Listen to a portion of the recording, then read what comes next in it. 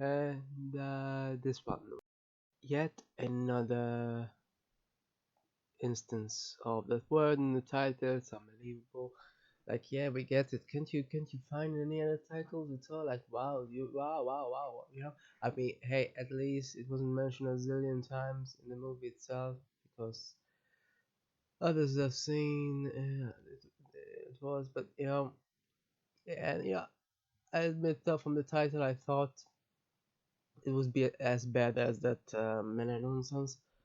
They do have similar aspects, obviously, but it's not as bad. At least at least that word wasn't mentioned a zillion times.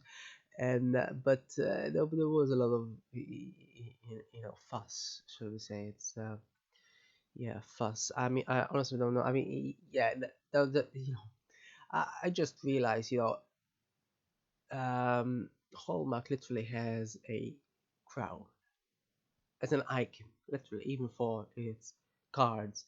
So, sure enough, it's totally understandable that it's obsessed, or whatever its deal is. I don't know how crowns have any relation to cards, but yeah.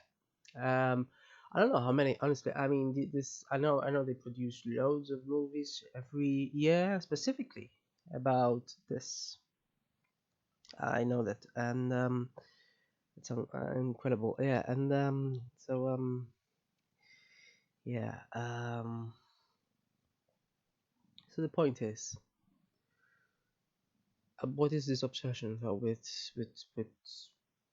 wealth? Generally, I don't get it. Is this really supposed to have anything to do with the festivity at all? At all? Like, really? I mean, literally. I mean, I don't know. Maybe I'm mistaken. Or it's not like I care much, but here I thought that in the so-called book, it was about being born in a manger and all that. I don't think a manger is a palace generally. So anyway, yeah, I don't know what the deal is with these weird movies. They're seriously weird. They're like half of it is almost like a normal movie, but it very much does scream TV movie. And some are worse than others, some are not as bad, but all of them are really very similar. It's honestly unbelievable how they practically made an industry out of movies. I have no idea how a corporation that is all about selling cards honestly did this. As I said once before these themed movies, all I had ever seen was a normal themed rom-com. I think it was normal themed at least. I don't think it had that word in the title. I had no idea it had a whole industry made around this one festival. Quite incredible. Maybe there can be another one, another corporation which films 20 a year about Halloween. That would potentially be more interesting. I suppose that those would be more horror than rom-coms. But seriously, why do they even associate rom-coms with this festival? It makes no sense. I mean, it makes even more sense if there were movies about childbirth or something. But I don't know. It's bizarre. And this is, yeah. Um, I don't know what to make of it. Honestly, it's bizarre. It's written by a former pop star apparently. Huh, who knew?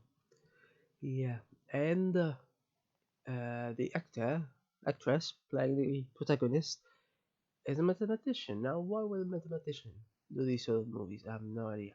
Just in her spare time, maybe, while eating 3/4 of a cookie or whatever. Really strange.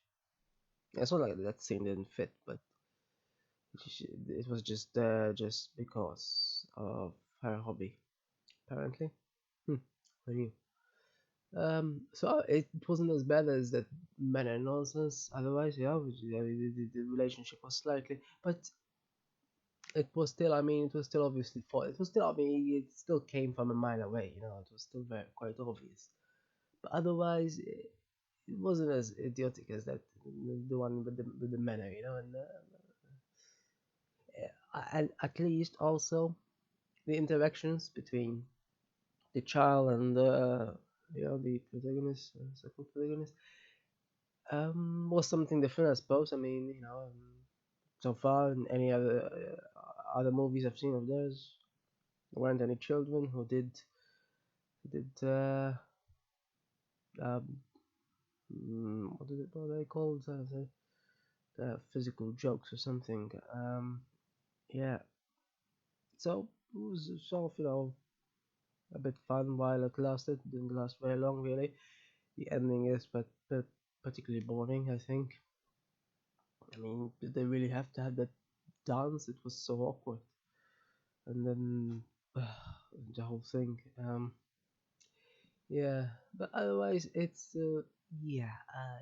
not exactly it's very mediocre. But in comparison to other movies of theirs, maybe, yeah, just average.